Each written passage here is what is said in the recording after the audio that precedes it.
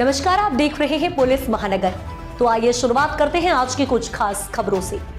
बृहन्मुंबई नगर निगम चुनाव 2026 में सोलापुर नगर निगम सीट जिस पर पूरे राज्य की नजर थी, उसके नतीजे जारी हुए और देखा जा रहा है कि सोलापुर नगर निगम चुनाव में बीजेपी बहुमत के आंकड़े तक पहुंच गई है। पूरे राज्य की नजर सोलापुर नगर निगम के वार्ड 2 पर थी और हर कोई यह जानना चाहता था कि इस वार्ड में क्या होगा, क्योंकि यहाँ एमएनएस के युवा नेता बाला साहेब सरबदे की हत्या हुई थी। इस वार्ड में शालन सिंधे बीजेपी के उम्मीदवार थी और बीजेपी विधायक विजय कुमार देशमुख के बेटे किरण देशमुख भी इसी वार्ड में मैदान में उतरे थे, जिसके बाद वार्ड 2 में बीजेपी के सभी उम्मीदवार जीत गए और पता चला कि किरण देशमुख ने भी 11,000 वोटों के बड़े अंतर से जीत हासिल की है।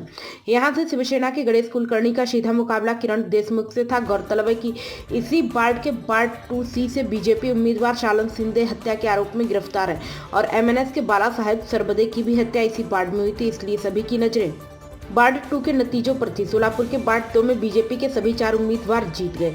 एमएनएस नेता प्रशांत इंगले ने गुस्से में दी थी प्रतिक्रिया। एमएनएस के नेताओं ने कहा कि यह लोकतंत्र और डॉक्टर बाबा साहेब अम्बेडकर के संविधान की हत्या हो रही।